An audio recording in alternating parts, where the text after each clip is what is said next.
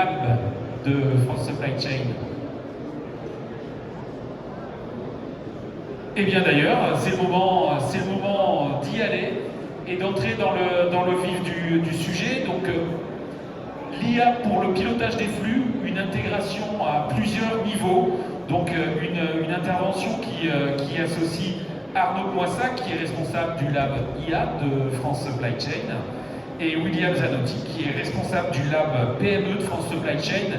Alors, on va parler IA, et je pense que l'enjeu aussi est de voir que cette problématique, tous les profils d'entreprise peuvent s'en saisir, et avec aussi l'idée de livrer des clés pour passer à l'action sur le sujet. Messieurs, je vous laisse la scène.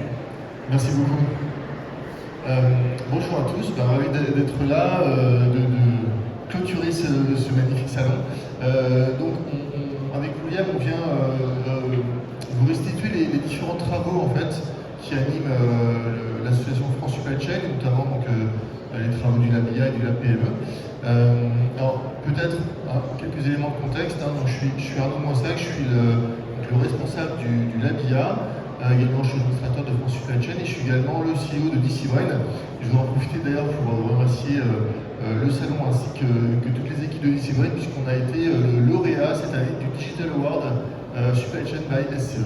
Voilà, merci pour ça. William. Et William Zanotti, moi je m'occupe du lab ETI PME, et chez Digilance, nous accompagnons les dirigeants dans la structuration et le pilotage de leur programme de transformation. Alors, quelques mots pour France Supply Chain. C'est une association qui est relativement bien connue, je pense. Je vais quand même vous rebalayer rapidement les différents chiffres. C'est une association qui a 50 ans cette année, qui s'appelait Aslog avant, peut-être plus connue auprès de vous sous le nom de Aslog. Au sein de l'association, on est convaincu que la supply chain, c'est un levier vital de la transformation des entreprises. Et aujourd'hui, on est plus de 450 entreprises, plus de 3000 membres actifs, dont certains font partie de nos labs. Donc ça fait vraiment du beau monde, et c'est surtout un vivier absolument extraordinaire en termes d'expérience, puisqu'on va avoir aussi bien des chargeurs que des transporteurs, que des prestataires de services, que des éditeurs de logiciels, etc. Donc brasser toutes ces compétences, toutes ces expériences au sein de labs comme le lab BME, le lab IA ou encore d'autres, et ça donne vraiment des retours extrêmement riches. Voilà, je ne vais pas tous les passer. Alors, ça va se décomposer en deux parties, comme vous disiez. Une première partie, plutôt la restitution du lab IA, dans lequel il y a plutôt des grands groupes, où je vais balayer avec vous. En fait, le titre de la conférence, c'est l'IA à plusieurs niveaux. Pourquoi? Parce qu'on va se rendre compte qu'au-delà de promesses un peu vagues et un peu magiques de l'IA, il y a des choses extrêmement concrètes, et ça ne s'applique pas de la même façon suivant qu'on est sur la partie de prévision de la demande, par exemple, ou optimisation des flux, ou amélioration du pilotage, ou ce genre de choses. Donc c'est ça que je vais partager avec vous, avec quelques préconisations de mise en place. Et puis William, pour la deuxième partie. Oui, et moi en fait, comme vous voyez, chez France Supply Chain, on trouve tous les supply chain managers, pour faire simple, du CAC 40. Et alors vous allez vous dire, pourquoi un lab ETI PME? La réponse est assez simple. La force d'une chaîne, c'est celle égale à son maillon le plus faible.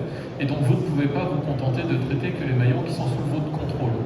Et donc toute l'idée derrière la création du lab ETI PME, ça a été piloté par deux éléments. La première, c'est que les ETI PME ont moins le temps de pouvoir se tenir au courant de l'ensemble des transformations. Et donc, une des objectifs du lab ETI PME, c'est de faire une synthèse de qu'est-ce qui se passe dans l'actualité, pour permettre aux ETI PME d'avoir un accès très rapide à ces éléments et savoir quelles sont les batailles qui peuvent les intéresser. Et puis le second élément qui est également important, c'est que le monde de l'ETI PME, c'est le monde de l'idée, c'est le monde de la réactivité, du pragmatisme. Et donc il y a aussi une volonté de la part de France Supply Chain de pouvoir s'imbiber de l'ensemble de cette créativité, de ce pragmatisme, pour avoir un retour un petit peu d'expérience. Donc voilà un petit peu le rôle du lab ETI PME. Alors, pour commencer la partie IA, pour le petit clin d'œil, j'ai demandé à une intelligence artificielle de me dessiner ce qu'est une supply chain autonome. vous savez, hein, c'est un peu la mode en ce moment dans l'IA, on rentre un texte et ça génère des images, voire carrément des bouts de vidéo. Donc on voit que pour une IA, une supply chain autonome, il y a du multimodal, il y a des drones, il y a pas mal de terminaux, beaucoup de réseaux et beaucoup de choses connectées. Donc c'est assez amusant parce que finalement c'est pas mal ça qui nous occupe. Maintenant pour de vrai, on n'y est pas encore et avant de faire des jolies choses comme ça, plein de couleurs, il y a des problèmes extrêmement concrets à gérer au quotidien pour tous les acteurs de la supply. Notre président nous disait, je crois que c'est ça, en mars dernier, on est en train de passer d'un monde de l'abondance à un monde de pénurie, et l'impact sur les supply chains est massif. Alors, il y a un autre président qui a dit à peu près la même chose en octobre, et il y avait un peu de retard sur le nôtre. Voilà, donc oui, cette histoire de fin de l'abondance, ça fait un moment que tous les acteurs de la supply chain sont au courant, le vivent et essayent de compenser et de s'adapter. Ça veut dire quoi la fin de l'abondance ou passer de l'abondance à la pénurie? Très concrètement, c'est qu'avant, il y avait plus de biens à livrer que de clients. Donc en fait, je simplifie bien entendu. On se concentrait essentiellement sur le coût. Aujourd'hui, on a plus de clients que de biens. Donc il y a des chargeurs du groupe qui nous disent, qui partagent, qui disent, nous aujourd'hui, on fait la tournée de tous les stocks d'Europe pour voir ce qu'on peut livrer à nos clients. Et qui me disent également, tous les mois, on prend 2 mois de retard sur le carnet de commandes à cause de ça. Donc on est vraiment passé là-dessus, plus de clients que de biens. Et donc, évidemment, il y a toujours le cost management parce que voilà, on est un peu programmé pour faire ça. Mais en fait, on est plus passé en business management, c'est-à-dire qu'on regarde la disponibilité des produits et une fois qu'on en a trouvé, on regarde la marge qu'on arrive encore à faire pour les livrer. Ça qu'on se retrouve parfois pour honorer des commandes à devoir utiliser des moyens de transport ou des moyens de stockage autres qui sont qui ne sont pas raisonnables d'un point de vue coût. Et donc ça change beaucoup et c'est extrêmement complexe à gérer. Quelques autres citations du groupe. Un transporteur nous disait il y a plus de volatilité, plus d'incertitude et plus de pénurie, et la pénurie qui arrive. En gros, le temps s'accélère et il disait nos clients, nous transporteurs, nos clients ne sont pas prêts pour ça. Ils sont en permanence en mode réactif, en mode panique, donc c'est extrêmement compliqué à gérer pour les transporteurs et ça a des coûts assez catastrophiques pour les chargeurs également. Un autre point qui revient très souvent, c'est que quand on dit le temps s'accélère, c'est qu'avant, l'horizon tactique c'était 6 mois, maintenant c'est au mieux en mois, voire en semaines. Donc il y a vraiment un rétrécissement des laps de temps. L'e-commerce a pas mal également poussé là-dessus, c'est-à-dire qu'on va nous voir des chargeurs qui vont vouloir lancer, le département de marketing va lancer une offre pendant 15 jours, et la supply a 15 jours pour se mettre en ordre de bataille pour livrer le truc, ce qui est un peu compliqué à gérer. L'autre point vraiment qui est apparu très fortement en 2022, c'est le CO2. Pour faire simple, jusqu'en 2021, ça servait surtout au rapport d'activité des entreprises. Aujourd'hui, on ne répond plus à un appel d'offres s'il n'y a pas un volet sérieux sur le CO2. Encore une fois, c'est ce que remontent les membres. Ça finit par, en fait, tout ça, toute cette volatilité, etc., ça crée énormément de risques. Et le premier impératif aujourd'hui, c'est de dérisquer les supplies. Encore une fois, on n'est plus dans le cost management, on est plutôt maintenant sur comment on arrive à tourner le business malgré tout ça. Donc ce qu'on voit là, c'est que, je crois que je le redéroule après, donc ça c'est la supply que vous connaissez, voilà, fournisseur, origine, entrepôt, client, et par-dessus vous rajoutez de la volatilité, des incertitudes et des contraintes, et donc ça fait que là où vous arrivez à avoir de la récurrence, c'est très compliqué de faire de la récurrence aujourd'hui. Là où vous arrivez à faire de la massification, notamment grâce à la récurrence, c'est devenu très compliqué, parce que en plus les offres sont de plus en plus éclatées. Donc ça vous coûte plus cher et vous émettez plus de CO2. Au moment où ça doit vous coûter moins cher et vous devez émettre moins de CO2. Voilà, donc typiquement, on va avoir des incertitudes sur les fournisseurs et sur la demande. On va avoir, la volatilité sur le fournisseur-demande, des incertitudes sur le transport, les usines, les entrepôts, et puis par-dessus des grosses contraintes type CO2 qui deviennent vraiment légales. Et évidemment, ce qui est magnifique dans tout ça, c'est que la plupart des membres du groupe, qui pourtant sont très avancés, font tourner ça sous Excel. Et je pense que si je faisais un sondage rapide, Excel resterait le premier outil pour gérer ce truc-là. Alors déjà avant c'était compliqué, là ça devient à peu près impossible. Donc pourquoi est-ce qu'on peut mettre de l'IA? 1, pour dérisquer. 2, pour être capable de s'adapter en continu, donc être capable de prendre des décisions meilleures beaucoup plus rapidement, réduire l'impact environnemental, ça c'est l'optimisation et le tooling par exemple, améliorer la satisfaction client, parce que on est quand même là pour ça, et puis à la fin, et c'est ça qui est étonnant, c'est que maintenant c'est à la fin, maîtriser les coûts. Donc, en quoi l'IA peut aider à répondre aux objectifs énoncés précédemment? Le premier point, c'est que avant de parler d'IA, on parle généralement de jumeaux numériques. Pourquoi? Parce qu'un jumeau numérique, c'est un endroit où vous allez consolider l'ensemble de vos données et vous allez être capable de voir en fait ce qui va impacter, quelles sont les vraies demandes, comment sont ventilés les coûts, etc. Donc avant même de parler d'IA, on parle de jumeaux numériques et dès lors que vous commencez à consolider vos données au même endroit, vous avez déjà fait un premier niveau de jumeaux numériques. L'enfer, c'est quand vous avez des données éclatées absolument partout, qui évidemment ne concordent pas. Donc ça, tout commence par ici. Et une fois que vous avez ça, vous pouvez mettre en place des algorithmes. Et d'ailleurs, c'est pour ça qu'il y a pas mal de projets d'IA qui ont échoué, parce qu'on essayait d'appliquer des algorithmes relativement complexes sur un champ de bataille de la donnée. Bon, généralement, ça ne se passe pas très bien. Alors, bon, ça c'est un truc qui vient de chez nous, hein, mais ça résume pas mal ce qui se passe en termes de développement d'IA. On commence par le jumeau numérique, après on s'en sert pour voir ce qui se passe et pour contrôler ce qui se passe. Après, ça permet de faire de l'anticipation, et une fois qu'on a fait ça, on peut aller faire de la simulation et de l'optimisation. Alors, on peut essayer de faire ça en direct, mais c'est un peu la phase nord. Alors ça marche, on a des projets comme ça, mais ce n'est pas les projets les plus simples à gérer. Et globalement, dans les retours d'expérience des différents membres, on commence par la data, donc c'est à peu près ça, et après, on va souvent vers là, qui est de demand forecast ou des choses comme ça, en oubliant que, là, en fait, une bonne data visualisation, ça permet d'avoir la donnée qui vit, donc la donnée qui est juste, et ça amène déjà énormément de valeur. Ça permet par exemple de regarder le capacitaire de sa supply. Ça permet d'identifier des coupés d'étranglement, de se rendre compte que, en fait, à cet endroit-là, ça passera jamais. On peut faire ce qu'on veut, on peut estimer par exemple l'évolution de la demande, ce genre de choses. Si vous n'avez pas assez de transport, ça passe pas et c'est tout. Donc il faut regarder par où ça passe.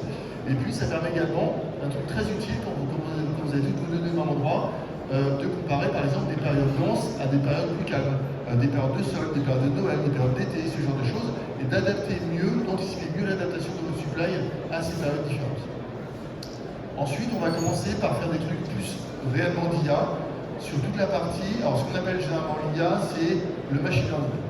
On va voir qu'en fait, ça c'est un grand débat, c'est même pas un débat, ça fait plutôt consensus au sein du groupe, c'est que l'IA, ce n'est pas que le machine learning, ce n'est pas que la prévision, ce n'est pas que la détection d'anomalies.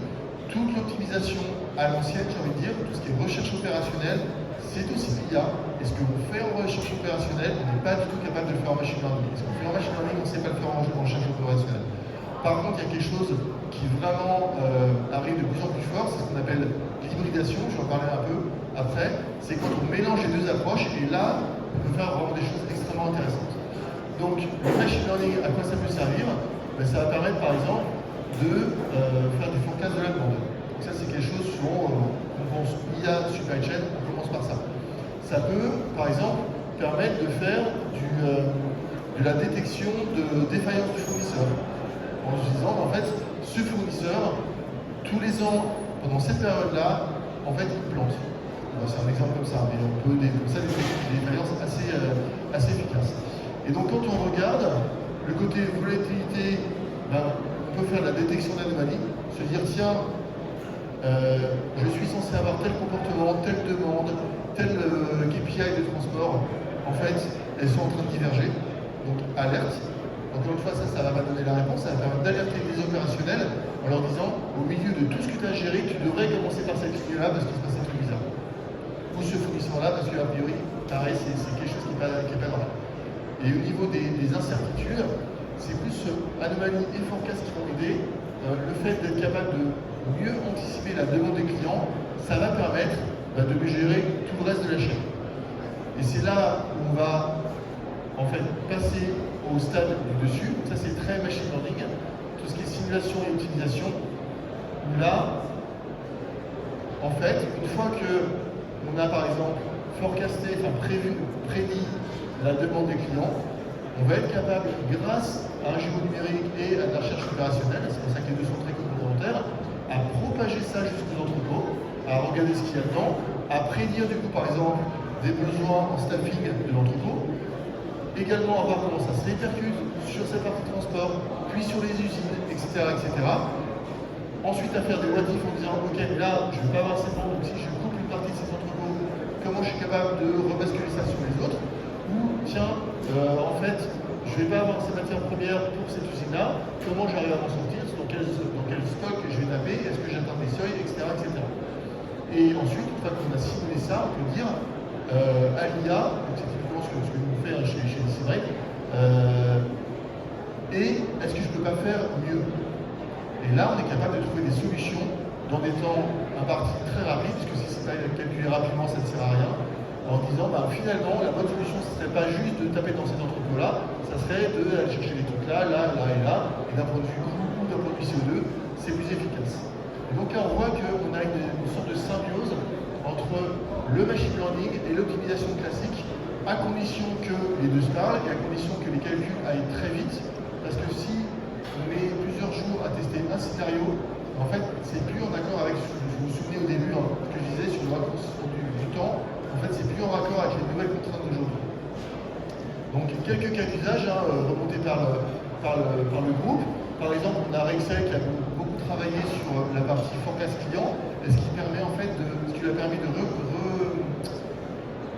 reconfigurer en gros ses stocks, faire venir d'autres types de produits qui se vendent mieux, mais plus rapidement des produits en fin de vie, et globalement améliorer de plusieurs dizaines de pourcents les taux de rotation des stocks et également les marges des magasins. Donc c'est assez impressionnant. Renault par exemple avait un sujet d'estimation de délai de livraison avec pas mal d'étapes comme ça. Ils ont en fait chaîné les algorithmes de machine learning en faisant un estimateur pour chacune des étapes avec des liens causaux entre les trucs, et ça leur a permis de gagner 50% de précision sur la date de livraison des véhicules. Donc voilà, ça marche très bien, mais en amont des deux, il fait un vrai sujet de données, un énorme sujet de change management, parce qu'évidemment ça impacte tout le monde, et puis tout ça c'est assez rapide pour être opérationnel.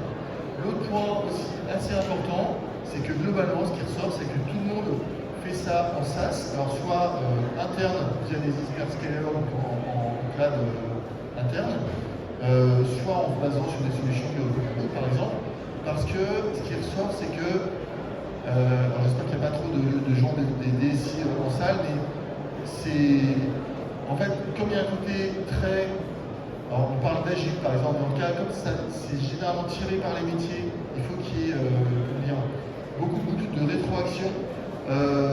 Ça rentre pas dans un projet DSI classique à 1 an avec des gros jalons, des machins, etc. On est obligé pas forcément de faire un pilote, mais au moins de faire beaucoup d'itératifs pour que ça prenne, et c'est un des cas qui est une des conditions pour que ça fonctionne. Donc voilà, parce que dans les cas, organisation forecast client, simulation de défaut de transport, donc voilà, si ça classe ça, qu'est-ce qui se passe, et optimisation de transport et les contraintes de changement. Voilà, ça c'était pour le retour du LabIA, avec peut-être en conclusion, ça c'est vraiment les cas, ce qu'il faut, il faut être très très vigilant là-dessus, change management, sensibilité aux données, rapidité et usabilité, je ne sais pas comment on dit, de la solution. Et une fois qu'on a ça bien en tête, prendre des cas très métiers, très appliqués, et là on a vraiment des très très beaux résultats. D'ailleurs, je vous encourage à nous rejoindre chez France Supply Chain dans LabIA, que vous aurez tous ces cas-là en beaucoup plus détaillés par les gens qui nous ont fait. William, je te passe la parole. Merci Arnaud. Donc, je vais vous présenter les synthèses qu'on fait au niveau du lab ETI PME.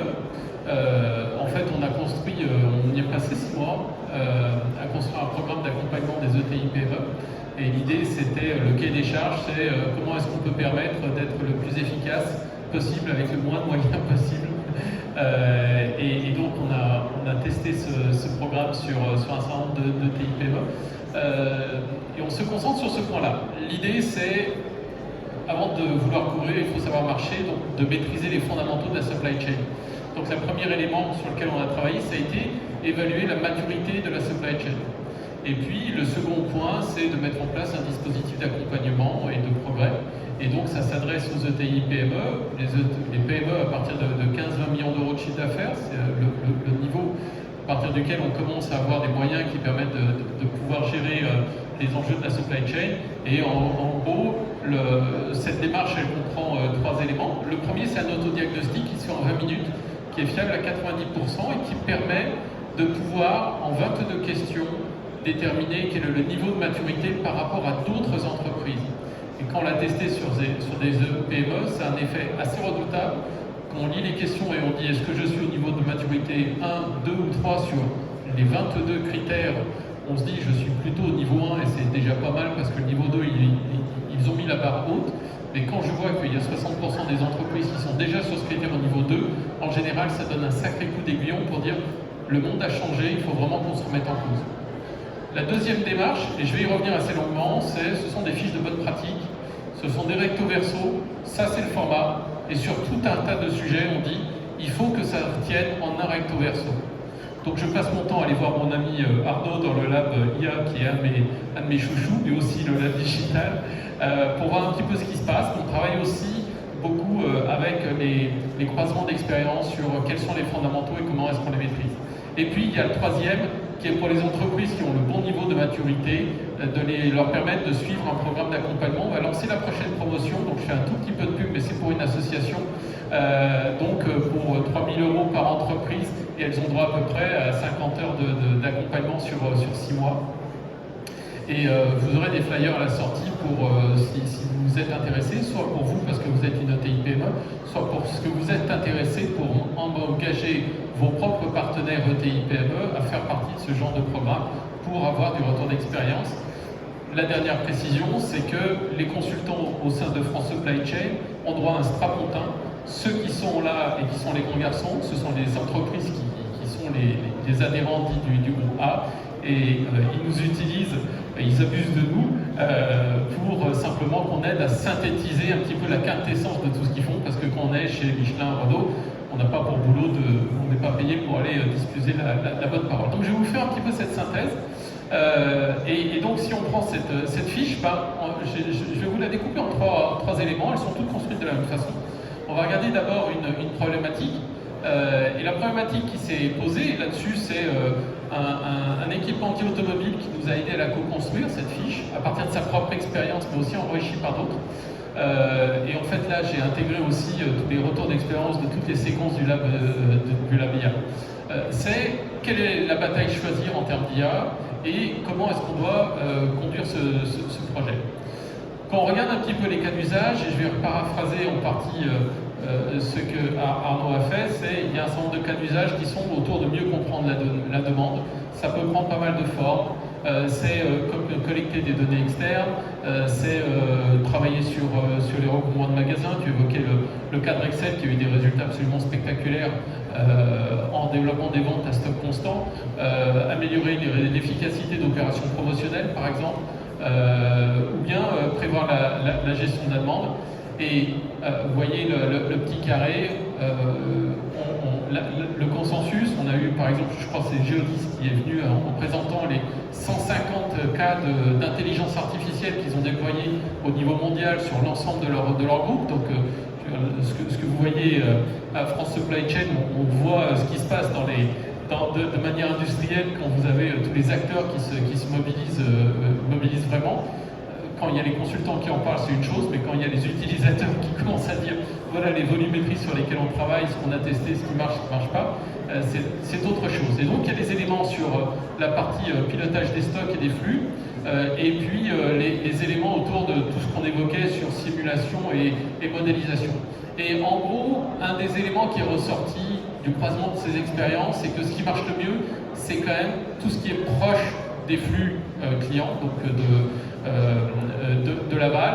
Dès qu'on veut rentrer dans la complexité des interactions, des flux amont, des opérations croisées, là on rentre dans de la complexité, dans des systèmes de systèmes qui sont beaucoup plus difficiles à appréhender. Non pas qu'il ne faille pas le faire, Mais si on doit commencer à se familiariser, tu évoquais tout à l'heure Arnaud, les enjeux de transformation, de développement des compétences, les enjeux de travail sur la donnée, c'est quand même beaucoup plus simple et on a des retours beaucoup plus rapides en ayant les éléments autour du carré d'en haut. Également, un point qui me semble important et sur lequel je pense devoir insister, c'est le fait que par l'intelligence artificielle, on appelait ça Big Data avant, on évoque souvent des formes de traitement autonome. Mais avant de laisser la machine fonctionner en mode autonome, il faut d'abord savoir de quoi elle parle, la machine. Et donc, il faut avoir les données, il faut comprendre comment elle fonctionne. Et donc, l'intérêt de travailler sur les éléments de data visualisation, c'est que ça permet tout simplement aux équipes de s'approprier des éléments, d'avoir tout de suite des quick wins et de pouvoir dire, en fait, finalement, je comprends quelles sont les données que j'ai, ce qui cloche dans ces données, et du coup, en force de travailler avec elles, naturellement, je vais les améliorer et ma machine pourra ensuite pouvoir travailler en mode autonome. La troisième section de notre fiche, c'est la démarche suivie. Et là, il y a un élément important qui est ressorti. Alors, on retrouve sur l'ensemble des projets trois grandes étapes. Le premier, c'est de quel sujet on va traiter. Le second, c'est de réaliser des proof of concept. Et puis le troisième, c'est on passe en production. En ce qui concerne ce premier point, un des éléments qui est essentiel, c'est la partie business pool ou techno push. C'est-à-dire, est-ce que je pars d'une dimension informatique à essayer de comprendre tout ce qui se fait dans la salle et en disant est-ce que ça peut m'être utile, ou est-ce que je pars des besoins métiers? On a eu des pratiques, certains sont partis plutôt de la partie technologie en disant on va bien voir si ça peut nous servir à quelque chose, parce qu'il faudra quand même qu'on sache, on est une grosse boîte et on faudra qu'on sache à quoi c'est. Mais assez rapidement, la conclusion qui est ressortie, c'est partons d'abord des problèmes qu'on cherche à résoudre avant d'aller chercher des solutions et regarder à quoi peut bien servir une solution par rapport à un problème donné. Donc ça, c'est un élément important. Le second point sur les proof of concept, là j'utilise ma vieille expérience de 30 ans chez UI, c'est le proof of concept n'est qu'un moyen, ça ne doit pas être une finalité. Ne vous lancez pas dans un POC si le POC c'est juste pour savoir si l'ordinateur sait additionner 2 plus 2. Je vous donne déjà la réponse, l'ordinateur sait très bien additionner 2 plus 2. Donc, en vérifiant s'il s'est additionné, vous serez à peine mieux informé après d'avoir vérifié qu'il s'est additionné les choses. Donc le POC, quand vous vous lancez dans un POC, c'est je veux cette solution, j'ai compris ce que je vais en retirer, mais je veux juste vérifier que cette solution est la bonne. Et c'est ça la disposition d'esprit.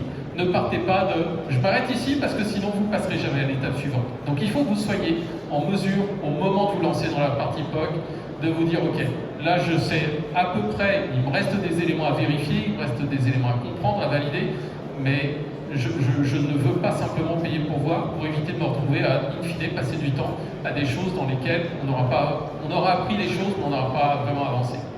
Et puis, le troisième point, le mythe, l'intelligence artificielle, c'est d'abord et avant tout l'intelligence humaine. On peut arriver à l'automatiser, mais avant de rentrer dans les logiques de machine learning, il y a un certain nombre d'étapes et l'humain est fondamental. Et en fait, plus on parle de digital avancé, d'échange de données, plus en fait la dimension humaine est importante. Donc on n'est pas dans des logiques de substitution de savoir-faire humain par des briques d'IA, mais plutôt par une logique de je cherche à augmenter l'impact de l'information que va avoir l'humain ou de ce que peut faire un humain en évitant tout un tas de calculs automatiques et en lui permettant d'être beaucoup plus efficace. La quatrième section qu'on retrouve, alors là du coup, on retourne la page, on passe au verso. Quels sont les facteurs clés de succès? On en a un certain nombre qui sont listés, je ne reviens pas sur le business pool et le techno push. Il y a les deux derniers aussi sont être raisonnablement ambitieux, c'est-à-dire en laissant le temps à l'entreprise de s'approprier le changement. Ne partez pas du principe que en fait, c'est l'intelligence artificielle, c'est j'achète un ordinateur, je le branche et c'est prêt à l'emploi. Celui qui vous dit ça, il ne faut juste pas le croire. Donc, quand vous rentrez ce genre de technologie dans une entreprise, vous allez introduire tout un tas de transformations et de changements. Et donc, il faut les intégrer. Ce n'est pas simplement un projet informatique comme on a pu en faire pendant des dizaines, dans les 20 dernières années. Mais il faut être aussi suffisamment ambitieux en laissant les idées émerger et en sachant investir au bon moment. Le point important, c'est sur la partie data, et tu l'évoquais tout à l'heure Arnaud, l'enjeu data est essentiel. Alors deux options, soit je vais, avant de commencer à travailler sur les sujets d'IA, je me lance dans un énorme projet de data, soit je pars des data que j'ai et je commence tout de suite à voir ce que je peux en faire. Le consensus qui ressort, c'est plus je pars des données que j'ai avec les problèmes que j'ai, mieux je vais aller, plus je vais progresser en fait. Ça c'est assez sympa parce que ça permet d'avoir une dynamique et d'embraguer toutes les équipes progressivement avec ça. Dans les learnings et les pièges à éviter, c'est de la sueur, il faut avoir en tête. C'est pas simplement de faire des claquettes, c'est pas aussi le fait de dire je vais demander à quelqu'un qui sait parler à la machine. Oui, il saura parler à la machine, mais il ne connaîtra pas votre métier. Donc ce qui est important sur ces sujets, c'est d'utiliser le savoir-faire qui existe, qui est humain, et on va simplement, et un des enjeux importants, c'est de voir comment la machine peut aider à le faire plus vite, à faire des calculs plus rapidement, à intégrer plus de données, une complexité de données. Moi, ce que j'aime bien comme image, c'est l'exemple de l'Hermione, cette réplique de Lafayette, et quand on interroge le capitaine sur le pont de l'Hermione, et on lui dit quelle est la différence entre vous et votre homologue qui avait transporté Lafayette, il ouvre son tableau de bord et il montre l'ordinateur et dit le bateau est identique, la seule chose qui est, c'est là, c'est l'ordinateur. Mon homologue, il y a 150 ans, quand il partait, la seule information qu'il avait pour savoir s'il allait au nord ou au sud, c'était de regarder le vol des mouettes et les nuages. Moi, j'ouvre le capot et l'ordinateur, il me dit, compte tenu du vent, des machins, des trucs, si je vais au cap 220, là, pour l'instant, il fait beau, mais il va y avoir un grain dans 3 jours, et donc je ferais mieux de passer dans le sud. Et du coup, la machine me dit, elle me donne l'information pour dire, je vais plutôt au nord ou plutôt au sud. Et il dit, c'est ça la différence. Tout le reste, le bateau est complètement identique. Et je pense que ça résume bien un petit peu les enjeux qu'on a autour de ces éléments, c'est-à-dire bien intégrer, mobiliser les éléments du métier, ne pas oublier les éléments des gens d'informatique, parce que vous ne mettrez pas en place ce genre de solution sans les DSI, mais ce n'est pas les DSI qui vont la mettre en place à la place du métier.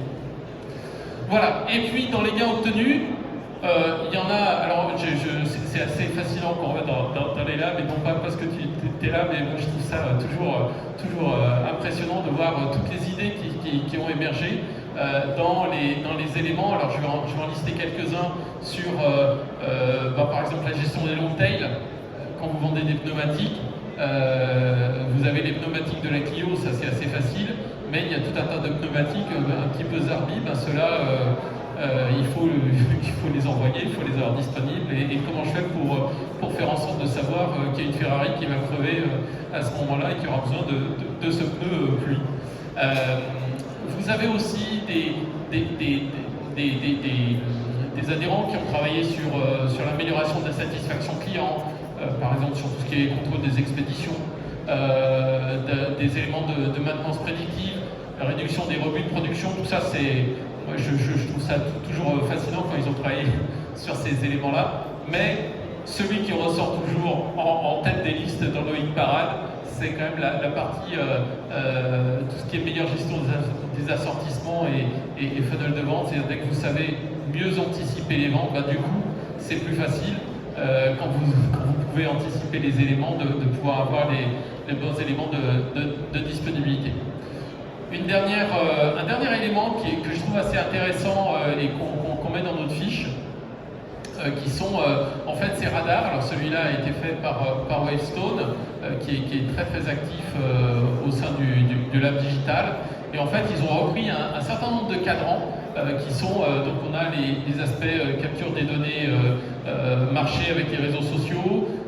Ce cadran, j'arrive même pas à lire, c'est tout ce qui est gestion des assortissements en jaune. En bleu, on va trouver toutes les solutions de simulation prédictive et de supply chain, la planification de la demande en gris, tous les sujets sur le control tower, supervision, et puis en vert, on a toutes les solutions sur le réapprovisionnement du stock. Et puis vous avez deux parties du cadran. Là-dedans, on a les éditeurs établis et puis un petit peu tous les distributeurs qui viennent mettre du poil à gratter aux autres. Et donc ce genre d'éléments permet d'avoir une grille de lecture pour savoir quels sont les différents acteurs qu'on a sur le centre aujourd'hui. Et voilà, et de mémoire, c'est la dernière présentation que j'avais pour vous, et je pense qu'il doit nous rester quelques minutes pour les questions-réponses.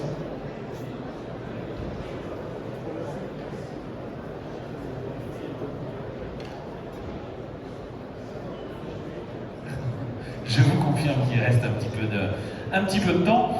Ben, merci pour cette présentation qui donne des envies d'IA et pour cet exercice qui tient du retour d'expérience agrégé et qui donne aussi envie quelque part de rejoindre France Supply Chain pour profiter de l'intégralité de tous ces retours d'expérience qui font le sel de l'association.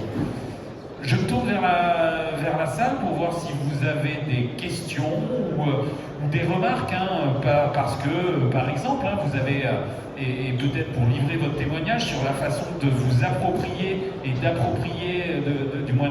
d'intégrer l'IA à des projets au service de votre supply chain. N'hésitez pas d'ailleurs ce retour d'expérience soit extrêmement positif ou que vous vouliez souligner une difficulté qui n'aurait pas été balisée dans la discussion du jour. Ah, je vois que en fin de supply chain event, les gens n'ont plus de questions. ce qui est bon signe. Ben, moi, je vais vous en poser une. C'est vrai que vous avez mentionné la notion de jumeau numérique. Alors, en la posant quelque part en prérequis, est-ce que c'est pas un peu difficile? Parce que, alors, la notion, elle est d'émergence plutôt récente. Est-ce que c'est parce que derrière, en parlant de jumeau numérique, quelque part, des gens en auraient ou en feraient sans le savoir? Qu'est-ce que vous pouvez me dire? Alors oui, les gens font sans le savoir. Je vais prendre un exemple très concret. Quand je disais que le jumeau numérique, ça commence par des choses relativement simples. Un point qui est souvent partagé, c'est par exemple, je vais avoir un fichier ou une base de données avec des commandes. J'ai une commande qui fait un Rennes Strasbourg. J'ai un autre fichier ou une base de données avec des camions. Et là, je vois que j'ai des camions qui ont fait Rennes Strasbourg, d'autres qui ont fait Rennes Paris, d'autres qui ont fait Paris Strasbourg, d'autres qui ont fait Rennes Lille, d'autres qui ont fait voilà. Et je n'ai pas de jointure entre mes commandes et mes camions. Ce qui veut dire que, par exemple, si je veux faire un truc aussi bête que calculer l'empreinte CO2 d'un colis, je suis incapable de le faire. Si je veux regarder si j'aurais pu faire du pooling pour traiter ça différemment, c'est extrêmement dur à faire. Si je veux, je sais pas moi, ventiler mes coûts par rapport à des camions, des clients, etc., c'est pareil, c'est super dur à faire. Et bien, avoir cette jointure entre les commandes et les camions, c'est un premier jumeau numérique quelque part qui fait qu'au même endroit, on est capable de regarder soit sous l'angle camion, soit sous l'angle colis. Généralement derrière il y a l'angle entrepôt ou agence parce que c'est relié au camion. Et petit à petit, en liant les données entre elles, on voit que les possibilités s'ouvrent. Et un jumeau numérique, enfin le premier niveau, alors nous, par exemple chez ZY, on fait des jumeaux numériques avec lesquels on peut jouer, faire le petit, des trucs, et c'est très rapide et tout ça. Mais déjà commencer par être capable de lire les données ensemble, entre elles, voir les liens, etc. Et faire un peu de visualisation dessus, c'est un premier niveau de jumeau numérique qui rend énormément de services, qui amène déjà énormément de valeur. Et le bonus par-dessus ça, c'est que ça fait que les gens vont commencer à utiliser la donnée, donc ils vont comprendre pourquoi il faut rentrer de la donnée de qualité, parce que quand on commence à l'utiliser, on voit qu'il y a pas de qualité, on se dit du coup la prochaine fois je vais peut-être faire en sorte que ce soit de qualité, et la donnée s'améliore, devient vivante, et c'est vraiment ça peu vertueux. Oui, et pour illustrer ce que tu dis, il y avait une des PME qu'on a accompagnée il y a 2 ans, qui nous a aidé à mettre au point le programme. Ils avaient mis en place un système tout simplement de data visualisation sur l'ensemble de leur stock. Et pour eux, c'était un énorme projet, mais ils se sont rendus compte en fait que cette capacité à visualiser leur flux leur permettait de résoudre plein de problèmes. Notamment, ils avaient, pour tout un tas de raisons, un certain nombre de stocks âgés. Et en fait, en ayant la capacité de commencer à faire des relations entre des causes et des conséquences, eh bien, en fait, ça leur a permis d'agir sur les causes pour éviter de regarder les conséquences. Très souvent, dans les entreprises, quand on a des informations qui sont partielles, on va mesurer des conséquences sans être en mesure de les rattacher aux causes. Quand on veut faire ce rattachement de causes et de conséquences, on peut se lancer dans des programmes très ambitieux. Il y a des solutions absolument superbes. Je suis allé voir un éditeur en voyant ce qu'ils font, et je lui ai demandé pour rigoler s'il fallait, quand le patron d'entreprise allait voir le signer le devis, il fallait qu'il vienne avec son petit-fils, parce que ce serait lui qui, quelque part en retirer les solutions, les profits. Donc il m'a rassuré, non, on a des retours sur investissement tout de suite. Et en fait, on peut très bien arriver à faire des sortes de modélisations qui ne sont pas construites par la machine, mais qui sont construites par l'être humain. Et en fait, l'intelligence humaine est absolument bluffante. Elle est complètement incapable de traiter des milliards de données et de ne pas faire d'erreurs, mais par contre, elle a une capacité d'intuition et de voir des corrélations qui sont largement supérieures à celles de la machine. Et donc, on peut très bien commencer à avoir des premiers résultats de compréhension des causes à effet, et donc ce que l'on appelle des sortes de jumeaux numériques, mais qui sont simplement avec une dimension d'intelligence humaine, de métier, qui vont savoir regarder quels sont les éléments. Donc en ayant la maîtrise de la data, on arrive à progresser. Merci. Peut-être une question, ou moi je continue. Le cas le plus récurrent de mise en œuvre de l'IA, votre ressenti au sein des membres de France Supply Chain, et c'est même une question à double détente, parce que je vous demande le cas le domaine d'application qui vous semble le plus récurrent, et peut-être aussi le plus original ou le plus inattendu. Alors, j'aurais pu vous la poser avant, mais... Oui, je vais commencer, ça va permettre de trouver un cas original. Mais ce qu'on voit très souvent, c'est tout ce qui est gestion des approvisionnements, tout ce qui est un petit peu le front-end. Donc l'anticipation de la demande pour pouvoir être prêt. Par exemple, il y a eu un logisticien qui nous a dit que, en fait, si je veux avoir besoin de l'ensemble traduire en capacité à mobiliser, capacité humaine à mobiliser l'ensemble de la demande qui va venir, ça va prendre un travail considérable, parce que j'ai besoin de savoir combien je vais avoir de gens qui auront un permis cariste, un ceci, un cela. Donc il faut que je parte de la demande et que je dise comment je vais satisfaire cette demande. Et ça, il a dit, à chaque fois qu'on essaye, on se rend compte que j'ai beaucoup de mal à prendre en compte toutes ces contraintes.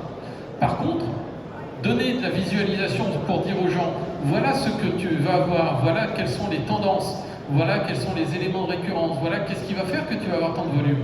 Et laisser aux gens la capacité de dire, compte tenu de ça, il va me falloir 2 caristes de plus, que je décale les vacances, que je prenne 3 intérimaires, ça en fait, l'être humain il sait le faire à partir du moment où on lui donne l'info. Donc ces éléments-là, sur tout ce qui est prédiction de la demande, pour permettre à l'être humain d'avoir plus d'infos, ça ce sont des choses qui marchent très souvent. Alors, je vais faire une réponse en 2 étapes, puis après j'ai un cas original. Généralement, comme il y a dans la tête des gens, c'est plutôt le machine learning, ça commence généralement par la prévision de la demande. Et en plus, en fait, depuis très longtemps, les chargeurs font du forecast, vous avez des moyennes glissantes, des choses comme ça, et globalement, c'est pas si mauvais. Enfin, c'est de moins en moins bon parce que c'est de plus en plus incertain, variable, tout ça. Mais quand c'était plus calme, ça marchait très bien. Le truc, c'est qu'une fois qu'on a prédit la demande, si vous vous souvenez de mon schéma, en fait, on a à peine commencé le travail. C'est que quand on gère une supply, on a prédit la demande, et après, il faut voir tout ce que ça veut dire d'avoir cette augmentation de la demande. Et c'est là que commence le vrai travail. Et généralement, ils se disent, il faudrait qu'on soit capable de propager en fait, cette demande sur toute la supply. Là, ils se disent, mais en fait, on fait déjà de l'optimisation depuis longtemps. En fait, le premier cas, c'est presque plus l'optimisation. Le cas le plus neuf, c'est la demande, mais en fait, c'est l'optimisation. Et assez rapidement, ils se disent, finalement, faire la prévision de la demande toute seule, ça va un peu me faire gagner, mais j'en fais déjà, et c'est un peu meilleur, mais c'est pas si différenciant que ça. Si je ne suis pas capable en fait de répercuter cette demande, cette prévision de la demande sur le reste, finalement je passe à côté de la valeur. Et donc c'est pour ça que les plus gros ROI sont là en fait. C'est quand on est capable d'avoir cette vue d'ensemble et d'avoir cette notion d'impact sur l'ensemble de la supply.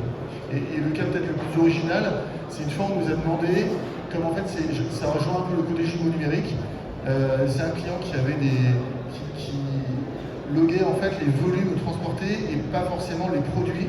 Et le problème qu'il avait, c'est que l'été il transportait des chips et l'hiver il transportait des trucs en bois. Donc en fait 1 mètre cube de chips sur 1 mètre cube de meubles de jardin, c'est pas le même poids, donc ça n'a pas du tout le même impact sur la capacité d'un camion. Voilà, bon, c'était marrant à faire. Mais bon. Donc, de votre réponse précédente, je retiens que quelque part un projet en appelle un autre, et quelque part c'est le moteur de la transformation digitale et de la supply chain étendue, donc c'est le moteur de supply chain event aussi. Exactement. Je vous propose de conclure cette formule de supply chain étendue qui rebouclait avec la tête d'affiche, en tout cas la grande thématique de cette 10e édition de Supply Chain Event. Je vous remercie pour cette intervention qui a été montée un petit peu en dernière minute parce que les créneaux étaient très prisés, il nous restait celui-là et je vous remercie d'avoir répondu présent et puis pour l'intérêt de cette présentation. Merci messieurs. Merci. Merci.